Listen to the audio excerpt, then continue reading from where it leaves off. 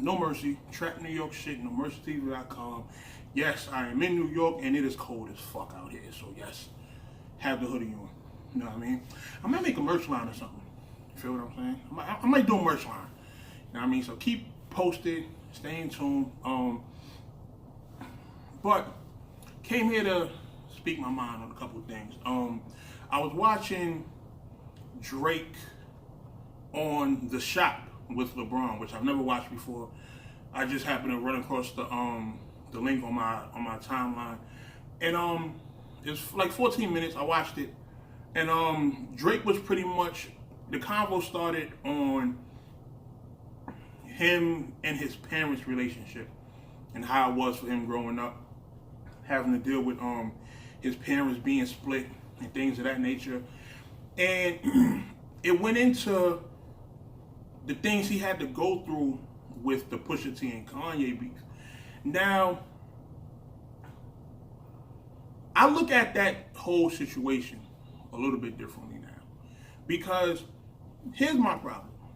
When a person like Drake, who is mainstream pop star, but still at heart a rapper, when he is doing certain interviews and having to deal with negativity, you know, they try so hard to keep a clean image that when they do a lot of interviews, they're not keeping it 100. Like, they're not really expressing their true feelings, you know. In situations like that are really like heavy on the mind and heavy on the heart, like, let it out. You feel what I'm saying? Like, even with the Meek situation, there's no reason he had to go all the way to Europe to do an interview with DJ Semtex that nobody in America really is tuned in with, and, you know, speak on the situation. You know, but you can see with the relationship he has with LeBron, he had no problem being open and talking about it. And that just goes back to my thing as being an artist. Like, you can't get so caught up in keeping a clean image that you don't express yourself, express your true feelings on how you feel about things. And all right, he breaks down how everything happened. Like, he went to go work with Kanye. He told Kanye, you know, Kanye basically gave him a whole speech on how, you know, he want to be Quincy Jones, and everybody need to be transparent with each other and let people know what's happening, keep each other in tune with, you know, things that's going on. And by doing that, he put Drake in a false sense of security and made Drake feel comfortable enough to share things with him.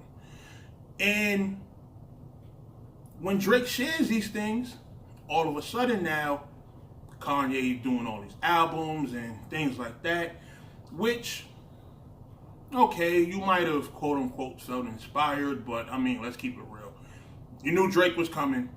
You knew he had some monster shit on the rise, and you decided to try and take the spotlight away.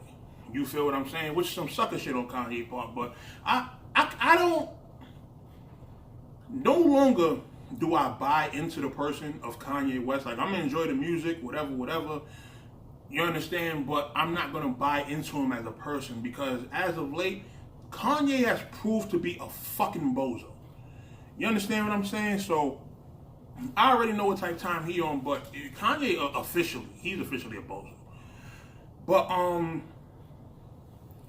you do all this, you lull the man into the false sense of security, you start playing his stuff around what he's doing. He plays you the March 14th record. He shows you a picture of his kid. He explains to you the situation that's going on. And then when Pusha throws the bait out there, he bites with the Duppy freestyle. Now, let me say this about the Duppy freestyle.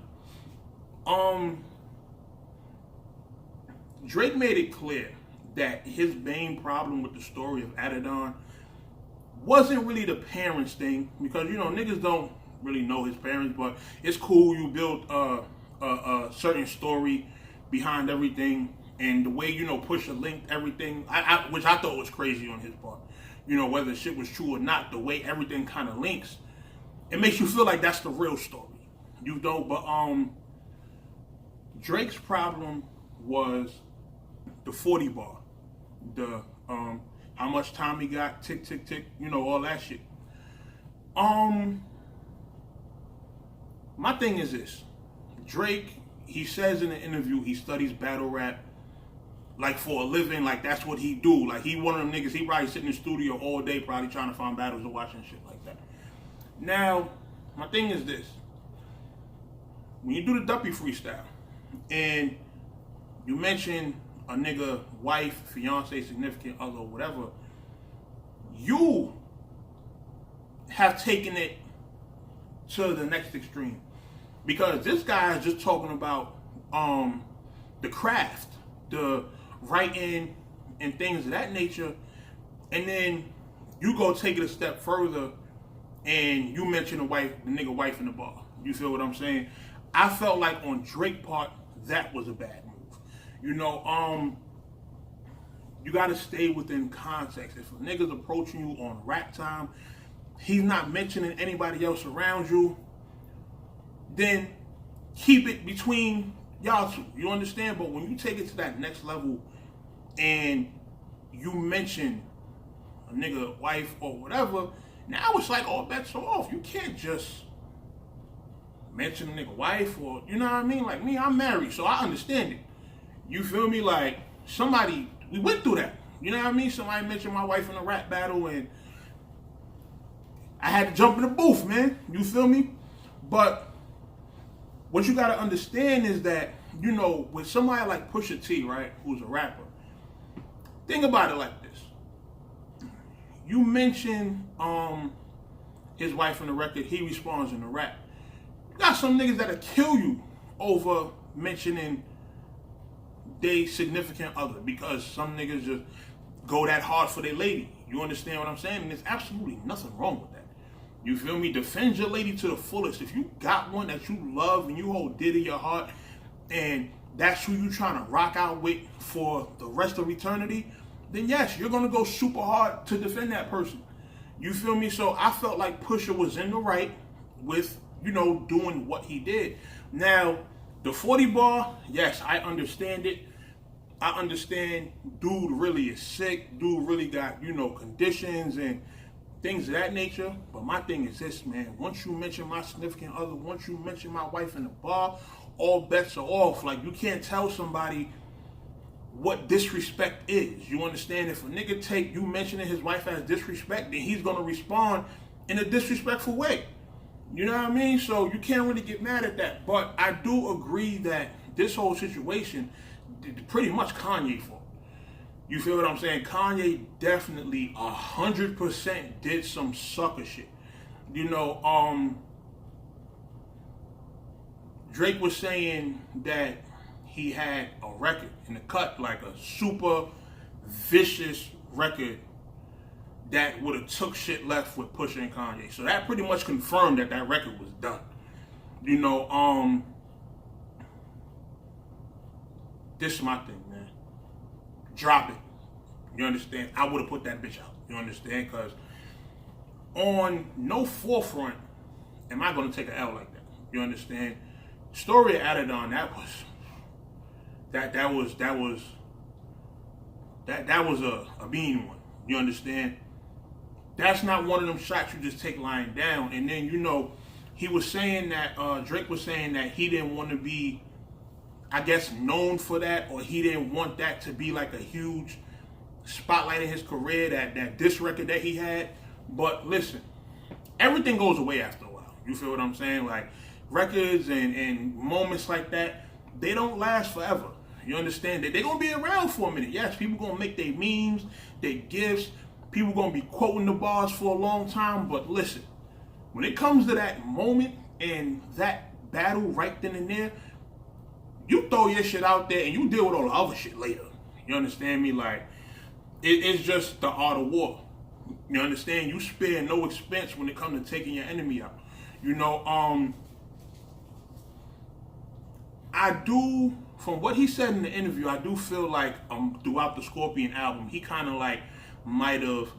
I don't think he took the bars from that song and sprinkled them. I feel like he took the ideas behind the bar and sprinkled them throughout the rap side of the album. Like, you could hear it in the tones, you could hear it in certain subliminal things that he's saying. It's a lot of stuff that he was saying or implying in those records, and you could tell, like, he kind of like, all right, let me put a little bit of this here, this here, this here, this here. Let me strip this down, put that here. You know, and I wouldn't have did that, man. I wouldn't have did that. I would have just straight bombed on niggas. You feel me? If you feel like your back is that much against the wall, listen. That's what happens. Your back is against the wall like that. You fighting against the whole conglomerate yourself. Like, when people go up against somebody like Drake, you feel like you going against Drake, Young Money, Cash Money, Apple, Universal, and everybody, you know, OVO, everybody who's behind him. So, as Drake, when you in that position where it's like, damn, these niggas got me backed into a corner, nigga, bring the fucking heavens down on niggas. Fuck that. You feel me? So, it was a dope interview. It was a dope interview. What I appreciate about it was the fucking clarity. Like, let's stop doing all this tap dancing, avoiding certain interviews. Let's actually, if something's going on, let's talk about it. Let's discuss it. What MGK said, let's talk about it. You feel me? Let's not do I'm going to tweet this, I'm going to Instagram story that, and, you know, just little, like, subliminal shit, just hinting to little responses that you might have about situations. No. Let's get the issue out in the open, speak on it, and then keep it moving. You feel what I'm saying? There's no reason this beef should still be a topic right now. You feel what I'm saying? And that's because, like, he's finally giving clarity to, you know, all the bullshit that's going on. So, you know, throughout the beef, I'm not gonna lie, I was kind of like anti-Drake, because I'm not gonna get it. Don't get it fucked up. I am against the whole ghostwriting thing. I understand the music part, but if you're gonna be a rapper and you're gonna be making references saying like you're the best rapper, you cannot be the best rapper if you're not writing your own shit. It just don't work like that. You feel what I'm saying? So, respect to everybody that's doing their music. If you do your music and you got a bunch of writers and shit that's helping you, cool. Don't say you're the best rapper. You know, you could say you're the best musician. You know, you bringing all the parts together and shit like that. But you can't make the claim as the best rapper, because as far as being the best rapper, this shit come from a certain essence. It come from actual experience. Like, when you sitting in that, in wherever you at, writing your records on your notebook or writing in your phone, like, these are things that should come from actual experience. It shouldn't be a person just writing some shit and then handing it to you and you going in the booth spitting it and then you delivering it to us like you really wrote it. You feel what I'm saying? So, yeah, man, make sure I go check out the interview. I actually found it on my Twitter. If I can, if it's still on YouTube and not deleted, then I'll put the link in the description. Y'all can go watch it for yourselves. But definitely a dope interview. Definitely gave a lot of insight on shit. So make sure y'all checking that out. And I'll be at y'all soon. No Mercy, Trap New York shit. I'm out of here. Bye. Damn, this blog was longer than the fucking interview.